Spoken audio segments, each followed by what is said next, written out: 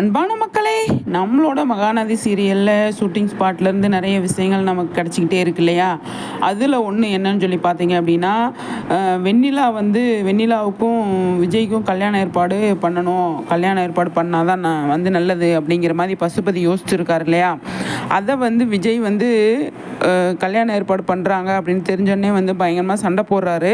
சண்டை போடும்போது வெண்ணிலா மறுபடியும் ப்ரெஸ் மீடியாவை கூப்பிட்டு, இவர் எங்கே பாருங்கள் என் கூட சண்டை போடுறாங்க அப்படின்னு சொல்லிட்டு, அதாவது ராகினி மூலமாக வீடியோ கவரேஜ் எடுத்துடுறாங்க. வீடியோ கவரேஜ் பண்ணிவிட்டு அதை வெண்ணிலா கூட சண்டை போடுறத அதை மீடியா கிட்ட காட்டாமல் மீடியா மறுபடியும் விஜய் கிட்ட அவங்கள விஜய் தான் இது பண்ணுறாங்க.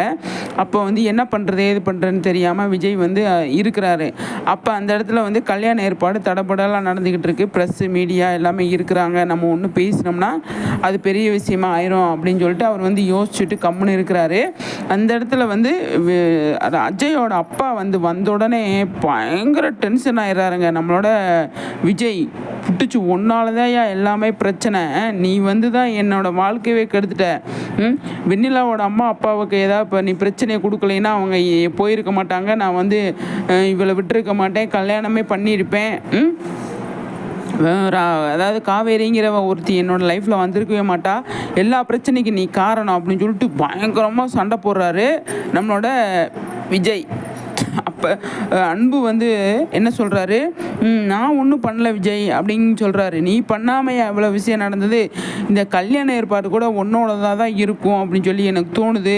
நீ மட்டும் இந்த ஏற்பாடு பண்ணியிருந்த உன்னை அவ்வளோதான், எல்லாரையும் ஒட்டு மொத்தமாக சேர்த்து வீட்டை விட்டு துரத்தி விட்டுருவேன் அப்படின்னு சொல்லிட்டு பயங்கரமாக சொல்கிறாரு விஜய். அந்த இடத்துல போலீஸு ப்ரெஸ் மீடியா எல்லாருமே என்னங்க ஏன் இப்படி சண்டை போடுறீங்க, என்னாச்சு விஜய் அப்படின்னு சொல்லும்போது, எல்லாத்துக்கும் காரணம் வருதாங்க அப்படின்னு சொல்லி பயங்கரமாக வெண்ணிலா நீ இந்த மாதிரியெல்லாம் பண்ணுவேன்னு சொல்லி நான் கொஞ்சம் கூட யோசிக்கவே இல்லை. நீ வேறு மாதிரி இருந்த நான் லவ் பண்ணப்ப, இப்போ நீ டோட்டலாக வேறு மாதிரி இருக்க.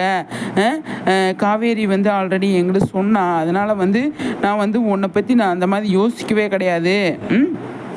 நீ என்னோட பொண்டாட்டியை நீ தள்ளி விட்டவ தானே. அப்போ கூட நான் என்ன நினச்சேன், ஒரு பொசசிவ்னஸில் நீ பண்ணுற அப்படின்னு நான் நினச்சேன்.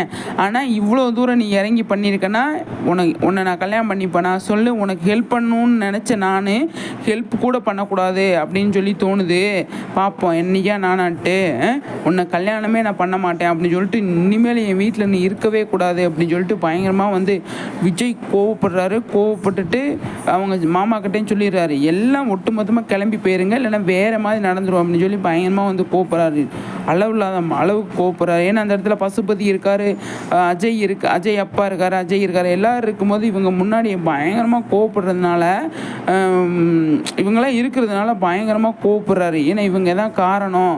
வெண்ணிலா அவள் பாட்டுக்கு இருந்தவளை இந்த மாதிரி பண்ணிட்டாங்களே அப்படின்னு சொல்லி பசுபதி மேலே தான் அவருக்கு பயங்கரமாக கோவம் வருது. பார்ப்போம் என்ன நடக்குது அப்படின்னு சொல்லிட்டு. மக்களை பயங்கரமாக அப்கமிங்கில் இருக்கும்னு நினைக்கிறேன். மகாநதி தூள் கலப்புறாங்க.